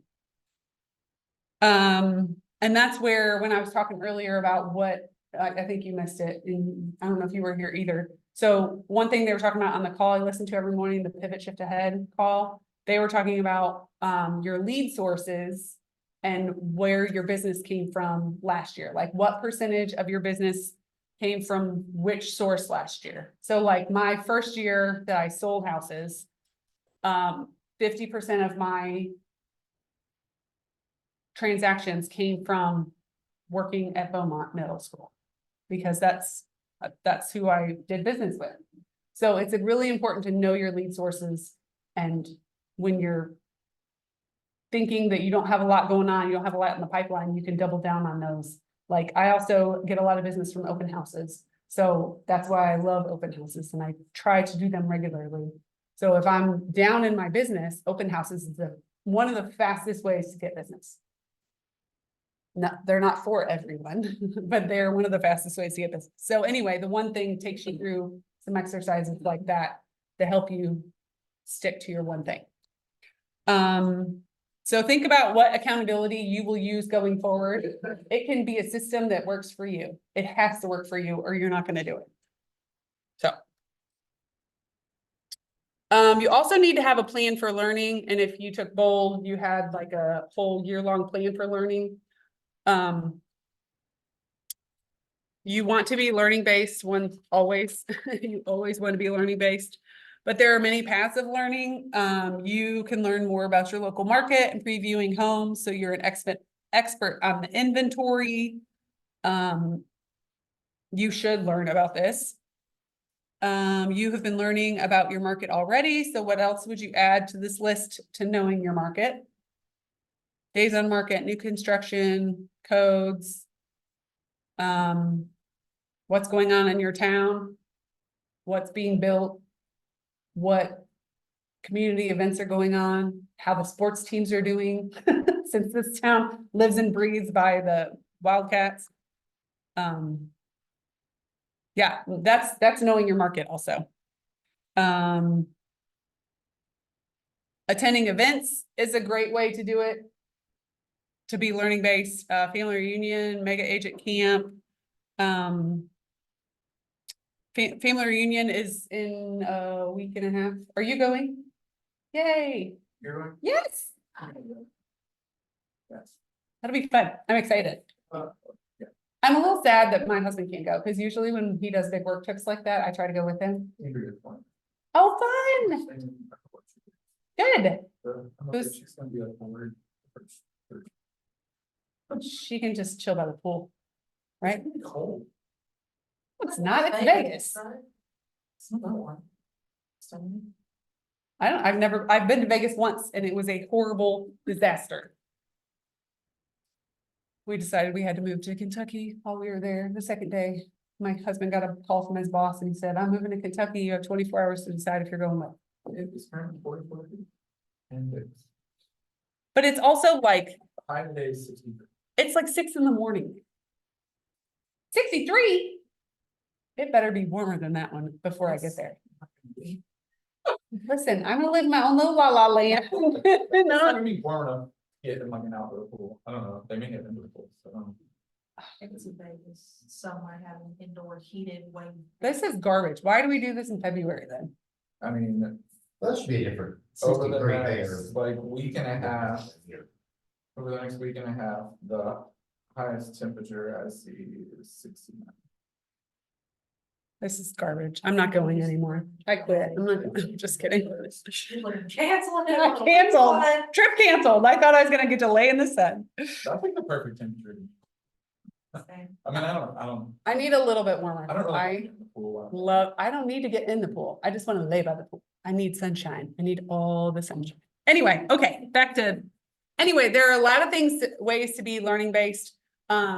I listen to the Pivot Shift Ahead call every morning. I think that's a really great way to start your day. It's 20 minutes. I highly recommend it to anybody. It's free.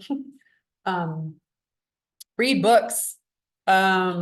Read the MREA, read Shift, read The One Thing, read Atomic Habits. I'm listening to that right now for, whatever it's called. I'm also listening to 10X is better than 2X. Anyway, read books that are going to help you be better.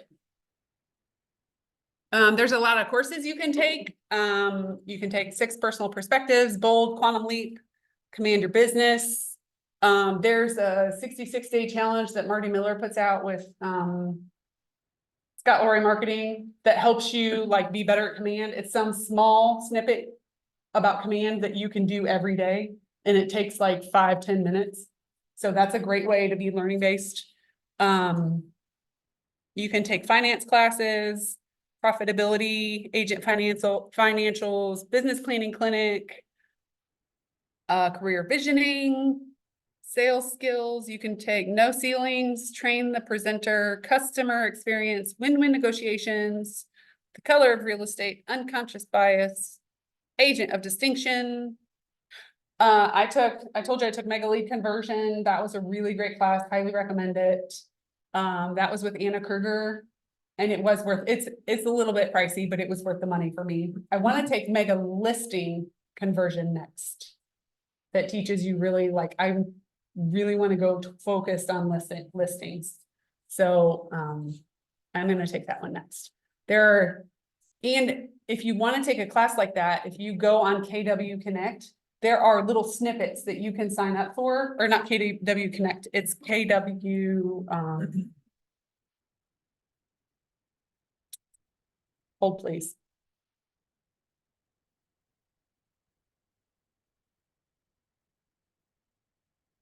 So many emails.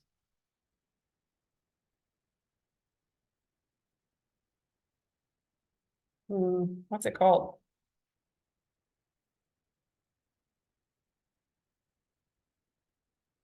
KW Maps Coaching. Just go to that website and there's snippets you can take, like a free 30-minute class that kind of introduces you to the class that you would pay for. Or they just give you a snippet and you can just learn from that. They have them all the time on.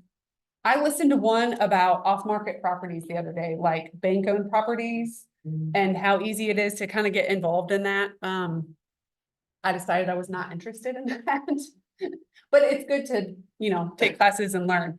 That Katie, Max Coaching, what is that? Just Google it. Yeah. And, lots of different classes pop up on there. You can take lots of different classes at Bluegrass Realtors. Also, I thought one day I wanted to be a commercial agent. And then I took a class and I was like, nope, no thanks, not for me. And it is for some people, and that's great because we need those people too, but taking classes is the way you can grow yourself as a human being and in your business to help you learn about what you do and do not want to do in your business. So lots of ways. Uh-oh. I have to leave soon.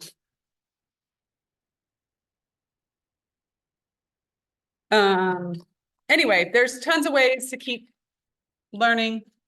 Okay, that was fine. There's more on here, so I don't know why it stopped. Oh, there we go. Make a plan for learning. Get a monthly calendar or 1 month per square on a piece of paper. and write what you're gonna do each month. This month, I'm gonna read MREA. This month, I'm gonna take a class. This month, I'm gonna whatever. You need to have some kind of plan for learning, always. We've talked about our missions a lot. Careers worth having, businesses worth owning, lives worth living, experiences worth giving, and legacies worth leaving. Get real about your situation and get right about what you're doing. Bring a greater sense of clarity, priority, and focus to your work. This quote speaks to the truth about success in the business. In order to achieve your life worth living, experiences worth giving, and legacies worth leaving, you must get real about your situation and get right about what you're doing. That's why accountability is so important. Because if you don't know what you're doing on a daily basis, you're not going to know how to get better. So you have to be able to know what you're doing in order to make it better. Yeah. Design your future. We've done all of this stuff already. If you have questions or need to dig in further to any of that, please holler at me. I'm happy to help. How do you feel about your future in real estate right now?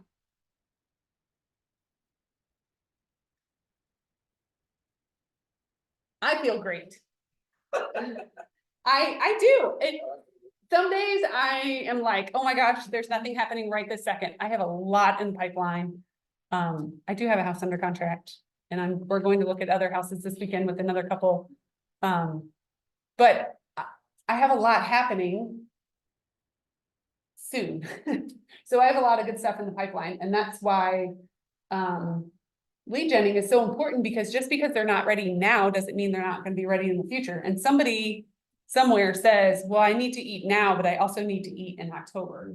So if you're not going to buy till October, I still want to work with you. Yeah. Like, it doesn't have to be right this second. So, how do you feel about it right now? I'm feeling much better than what I was 2 months ago. Good. You know, I think I told you all over the weekend, Rebecca had 2 open houses in Georgetown. And she said, you know, I sat with her. I really hadn't done a lot of open houses. So it's just kind of nice. Yeah. And of course she says, you know, everyone in Georgetown came, and I told you about the told Shine the other day, this one girl walked in and she looked at each other. I know her, she was me. You graduated house. I hadn't seen her since long time ago. And then, you know, Rebecca's, you know, so I kind of felt like, wow, I'm doing this. Yeah. And then she's leaving tomorrow or Friday for Florida, and she had, you know, a customer that she got the next door neighbor wants to see a couple houses this week, so I'm gonna take those on board and show. So I feel good that things are happening. Yes. Instead of some days I'm thinking, what can I do? Yes. Yes. You know, But that's where like, if you think 3 months ahead, what you're doing today is gonna show up in 3 months. That's why Right. it doesn't always feel like you have stuff happening right this second, but the work you put in right now is going to show up. Right. So that's why Yeah, it's yeah, important to be yeah. consistent. Yeah. Sydney's kind of floating. I'm trying to get there. I'm trying. Oh, so you have. Well, I was on the Leah's team I knew that. for several months and then ended up leaving late October or November. And then, of course, went solo during the slow season. But now it's picking back up and I've got several things coming up. So I guess to kind of answer, how do you feel about your career? I am so backwards on something. I'm actually not worried at all about transactions coming in because I know I have several things lined up for the year, and 2 of which, if all goes well, would be relatively large. Where my I shouldn't say insecurity, but my nervousness comes in is I want to do it right. And that's where I'm shaky. Yeah, I would say on those larger transactions, just don't put all your eggs in one basket. yeah, Like, hopefully, you know, it all pans out and they're great and they work out, but like, don't get in your head and say, I have this coming up when it's not a for sure thing yet. yeah, Because it's really easy to take your foot off the gas. Yep. When you have transactions like that staring you in the face and you think they're gonna happen, And then something. And then they comes up find an that's like- agent to list for 1.5%. and then they don't happen. That, And Luckily, it is a family member, so a close family member, but I completely understand what you're saying. Something can come up. Paperwork, gets get it signed. delayed, And Get it I signed. learned the hard way, do not count that commission check. until it's in the bank, Do not, yeah. yeah. not even under I mean, contract, even with in the bank. family, I mean, maybe you got them in the back, like, Yeah. if they do sell or buy, but I mean, circumstances can also always change. Yep. Yep, And maybe, if, you know, I'm not trying to discourage. Not realistic. no, I'm just saying, like. yeah, Being realistic. Keep doing what you're doing, whatever your lead gen is. yes, Don't slow down. keep in contact with them. Don't let them find an agent that'll do it for 1.5%, show them your value. Anyway, okay, well, I have to go. Thanks for joining us every day, Mohammed. Glad someone was here. Thank you, thank you. You'll be back around 12:30, right? Yeah, maybe before that. All right, Mohammed, have a good day. We'll see you later. You too.